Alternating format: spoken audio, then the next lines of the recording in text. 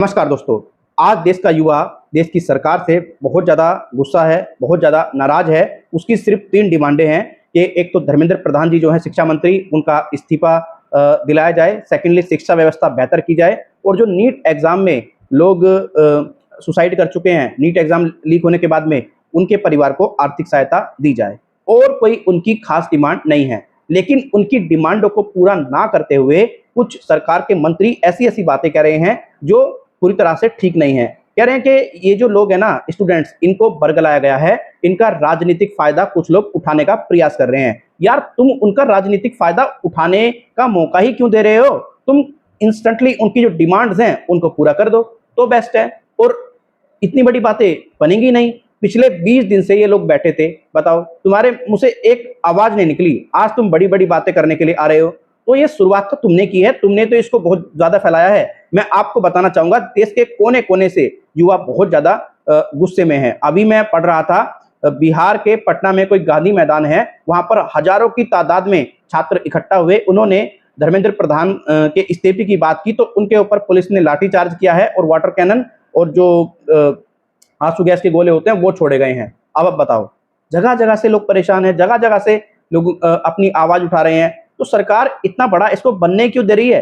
बस ये 3 ही डिमांड तो हैं उनकी, वे 3 डिमांड पूरी कर दें, सिंपल बात है। और हाँ, एक चीज़ मैंने और नोटिस की है यहाँ पर, इसमें कुछ ऐसे लोग हैं जो देश विरोधी बातें कर रहे हैं, तो ऐसे लोगों पर इंस्टेंटली कार्रवाई की जाए। कुछ लोग जो हैं वो देश के प्रधानमंत्री को गालियाँ दे रहे हैं, उनको गोलियाँ मारने तक की बात कर रहे हैं। है कि इस्तीफा मिलेगा, रेजिग्नेशन देंगे धर्मेंद्र प्रधान या नहीं?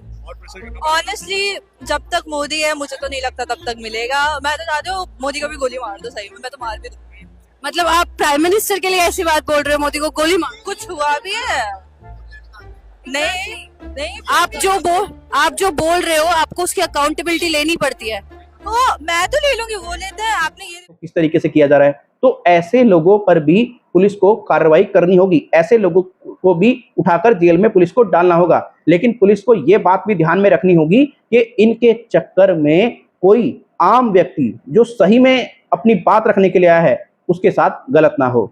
ऐसे लोग जो हैं ये प्रोटेस्ट को खराब करने का पूरा प्रयास कर रहे हैं और जो इनके लीडर्स हैं इन बात को भी अच्छे तरीके से उनको समझना होगा कि प्रोटेस्ट को पूरी तरीके से ये खराब करने का प्रयास है और इससे ज़्यादा कुछ भी नहीं है। देश का युवा इतना परेशान है बहुत ज़्यादा। सरकार को देश के युवा की परेशानी को इस समय समझने की बहुत ज़्यादा आवश्यकता है। जब तक सरकार नहीं समझेगी इनकी नाराज़गी ऐसे ही चलती रहेगी। मैं आपको एक बात और स्पष्ट कहना चाहूँगा, आप जंतर मंतर पर प्रोटेस्ट कीजिए, इसमें कोई दिक्कत वाली बात नहीं है, लेकिन शांतिपूर्वक तरीके से कीजिए। किसी भी पुलिस वाले को आपको नुकसान नहीं पहुंचाना है क्योंकि वह भी अपनी ड्यूटी कर रहे हैं। जो उनको ऑर्डर्स मिले हैं वह उनको फॉलो करेंगे। ये बात आपको अच्छे तरीके से समझनी होगी। अभी एक और मेरे सामने वीडियो आया था, ये कोई पत्रकार हैं, किसी चिल्ला रहा था, उसका कॉल आया, ये लोग ने गोदी में लिया, हाय हाय चिल्लाना शुरू कर दिया और एटलीस्ट अलग अलग 6 दिशा से कुछ 100 मुक्के,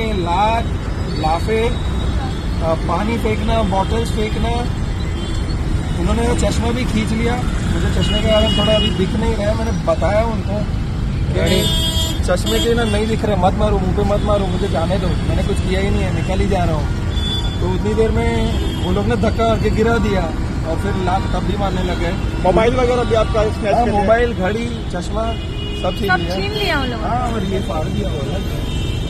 कंप्लेंट किया आपने इसमें? हाँ, पार्लियामेंट स्ट्रीट पुलिस स्टेशन में एक रिटन कंप्लेंट दी है।